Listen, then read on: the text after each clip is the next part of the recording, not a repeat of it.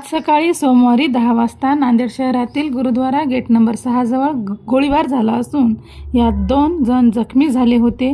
त्यापैकी एकाचा मृत्यू झाल्याची माहिती प्राप्त झाली आहे.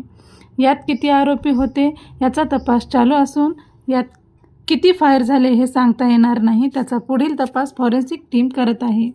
जखमीतील एक जण खुनातील गुन्ह्यात असून तो 22 जानेवारीपासून पॅरेलवर होता असं पोलीस अधीक्षक अविनाश कुमार यांनी पत्रकाराशी बोलताना सांगितले आहे.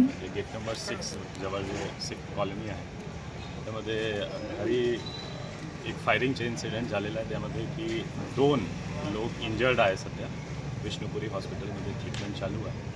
आणि हा फायरिंग मोटिव्ह काय आहे, किती लोक इन्व्हॉल्व होता ते आता थोडा खूप प्रिलिमिनरी स्टेजवर आहे. पण एक फायरिंगचे इन्सिडेंट झालेला आहे. पिस्टलवरून फायर झालेला आहे असा प्रथम दृष्ट्या दिसतो. किती राऊंड फायर? राऊंडची आता संख्या म्हणू शकणार नाही. त्यासाठी आमचे फॉरेन्सिकची टीम, बोथ बॅलिस्टिकची टीम आणि डॉक्टर्सचे सुद्धा रिपोर्ट यावर डिपेंड करणार किती राऊंड फायर झालेला आहे.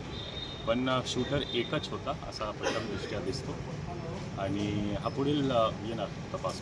सर, जखमीची पार्श्वभूमी काय? जखमी 2 आहे. 2मध्ये एक जे आहे हा एक मर्डरचा आरोपी आहे असा रिपोर्टेड आहे की सध्या परोलवर होता 22 जानेवारीपासून. त्याची पार्श्वभूमी असा आहे की ते परोलवर होते, कन्व्हिक्टेड आरोपी होता. आरोपी किती होते? आरोपी किती होते ते आता सांगू शकणार नाही. खूप इनिशियल स्टेजवर आहे. किती लोक इन्व्हॉल्व आहे, फायरर किती होता हा सर्व पुढील तपासमध्ये समोर येणार. सर, अशी चर्चा आहे की रिंदा कनेक्शन असं असू शकते का? चर्चाचे आता काही व्हेरीफाय मी करू शकणार नाही.